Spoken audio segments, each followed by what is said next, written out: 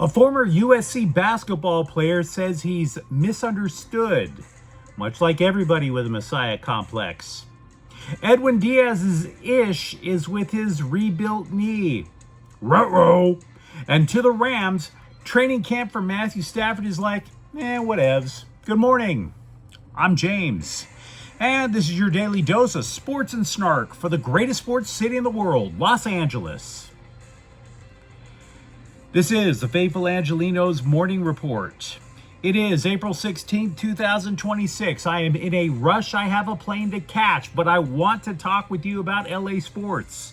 So if you like being in the know about LA, clickety-clack the like button. Clickety-clack the subscribe button. There's a notification bell. Hit that. It'll let you know when we drop an update. Sharing is caring. Let people know we exist. And by all means, comment. Now, before we go through the news and notes, we have an expanded look at the scoreboard, starting with Dodgers 8, New York Mets 2. Dalton rushing with a grand slam. The Dodgers have the best record in baseball, and their magic number is 143. Golden State 126, Clippers 121. The Clippers season is over by surrendering a 13-point fourth quarter lead at home in the play-in tournament. I'll let you debate whether or not it's a choke.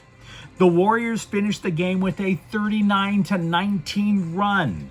Now, yesterday when we were previewing the game, I was telling you that they were claiming there was going to be a minutes restriction on Steph Curry and a couple of other Golden State players. And I was thinking we ought to be a little skeptical of that, because with the season on the line, really? And as it turns out, Steve Kerr pulled a fast one. Not saying anybody cheated. I'm saying he pulled a fast one. Curry, who was supposed to be on a minutes restriction, played the second most minutes of anyone on the Warriors. It was the most minutes the dude had played in a game since January. Minutes restriction, my butt. And by the way, while on the court, he totally turned back the clock.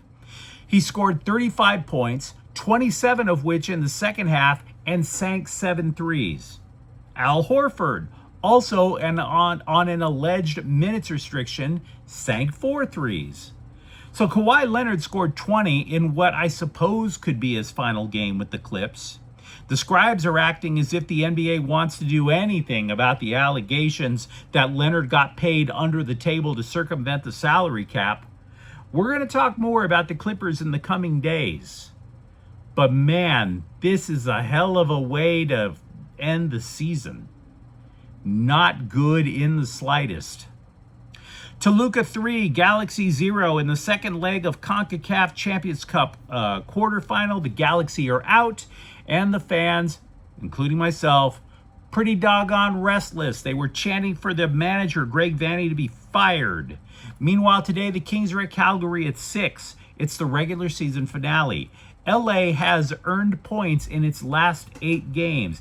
And yes, I am aware that there's a possibility the Kings will face the Oilers yet again in the first round of the NHL Stanley Cup playoffs. So tiresome. But there is a quirk. The Kings are just 1 point out of second place in the Pacific. So it's a long shot. But if the Kings win today and both Edmonton and Anaheim lose, the Kings overtake them in the West. So with that out of the way, let's get to the news. Chad Baker-Mazara speaks. Not with me, of course. The former USC, Auburn, San Diego State, Duquesne, and Northwest Florida State player broke his silence and held a Q&A with the California Post about his ouster from Trojans basketball. He said he doesn't know why Coach Eric Musselman booted him from the team with the season on the line. Moreover, Chad Baker-Mazara is misunderstood. Yes, that is the big point he wants to make.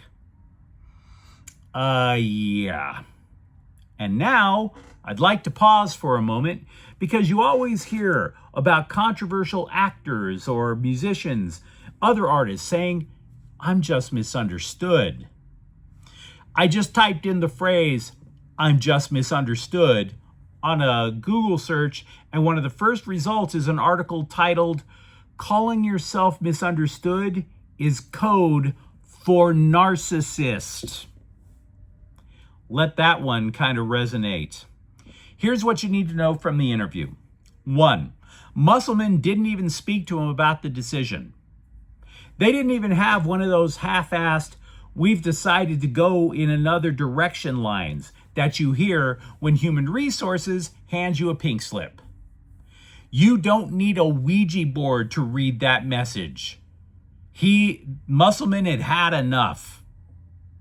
So much to the point where it should have been patently obvious to Baker-Mazara why he's off the team. Second thing to take away, Baker-Mazara is saying that he's in therapy. Kudos. Say hi to Puka Nacua while you're there. 3, Baker-Mazara wants to be invited to the NBA Draft Combine, and that's the key to the whole story. That is the key to the whole story. Why he didn't blast Eric Musselman, why he didn't blast USC. Musselman's a former NBA coach. You don't think he has contacts in the NBA? And you don't think that Baker-Mazara's people are telling him to keep his mouth shut? He's not going to blast USC or anyone out the door. He has been advised that if he wants to play pro ball, this is the exact time to keep your mouth shut and put the best face on a really ugly situation that you caused. The dude played for 5 colleges. NBA front offices are totally aware that that suggests he's just not the long-term commitment type. He needs to project stability, even if that is absolutely untrue. So, for example, the Post asked him about an LA Times report of multiple problems that he created during the season. Quote, "There have been a lot of inaccurate and misleading reports circulating. I haven't seen anything that reflects the full truth, which is part of why I released my statement. I'm not going to engage in speculation or anything that adds to narratives that aren't accurate. I've stayed focused on training and moving forward," unquote. Now, in the words of Woodward and Bernstein, that is a non-denial denial. Because the follow-up question would be, oh, really? Then how much of this is accurate? How much truth is there? And for that matter, what are you responsible for? Now, he doesn't want to say, for obvious reasons.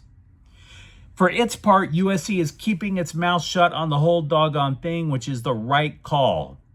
Season's over.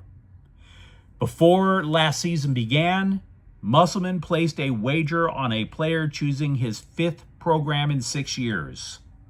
And that wager wound up snake eyes. If you're a USC fan, let me know what you think. In yesterday's clip, when I was extolling the virtues of Justin Wroblewski's 8 masterful innings, you may have noticed who I didn't mention. The guy who pitched the 9th.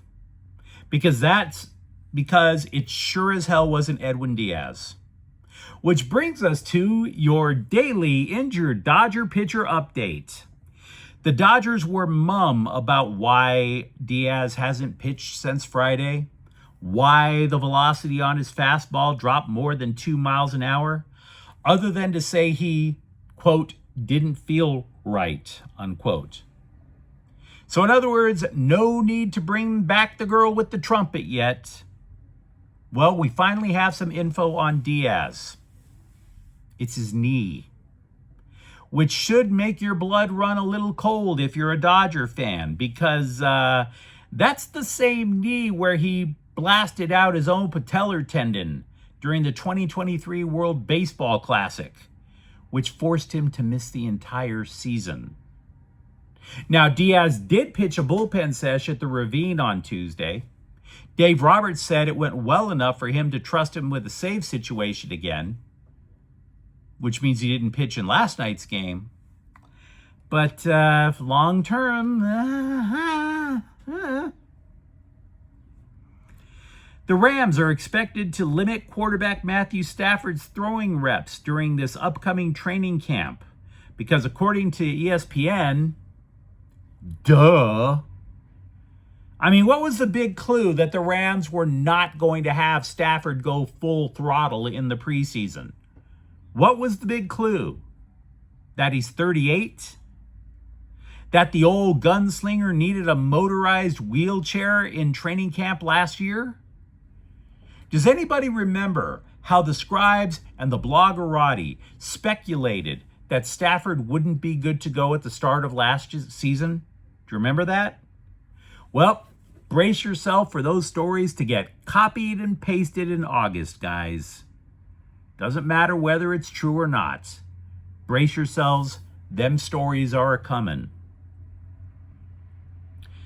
By the way, for all the mock drafts earlier this year that wanted the Rams to spend their first-round picks on cornerbacks, people forget LA already has a former first-rounder on the roster, Emmanuel Forbes, who they traded for. He was the 16th overall pick in 2023. Now, I bring this up because the Rams have until May 1st to decide whether or not they want to pick up the guy's fifth-year option on his rookie deal, lest he becoming a free agent at the end of next year. So how much would that fifth-year option be? Glad you asked. $12.6 million. Would you pick that up? Especially after LA acquired two high-priced cornerbacks because Sam Darnold pantsed the prior crew in the NFC title game, including Forbes. By the way, breaking news, Kawhi Leonard is mum on his future with the Clippers. We'll talk more about that tomorrow. I just have the headline now. Welcome to today's edition of Luka Watch 2026. When will Luka Doncic return to play? Well, JJ Redick was pretty clear in the sense that he said he had no idea. But there is one thing we can say with certitude. The schedule for the first round of the playoffs stretches the Lakers-Houston series as far as May 3rd. Now, we've been talking about this for a while. The healing time for a grade 2 hamstring strain, even with that Magic Madrid healing goop that Doncic was injected with, the healing time is still a month. Doncic was injured April 2nd. April 2nd, May 3rd. I invite you to do the math. Are you like me? God help you if you are. But if you're like me, were you looking at the Kings and wondering how the hell they made the playoffs? I don't want to oversimplify things, but over the last week, there's been a reason why I keep discussing the importance of goaltending. Now, I'm not going to sit here and tell you that Anton Forsberg, the backup who has started a bunch lately, I'm not trying to tell you Forsberg is the next Jonathan Quick. But the Kings went on a 5-game winning streak. The dude allowed just 7 goals over his last 5 starts. And that includes a 1-0 shutty over Edmonton. But you let me know what you think in the comments thread. Talk to me about the way the Clippers ended the season.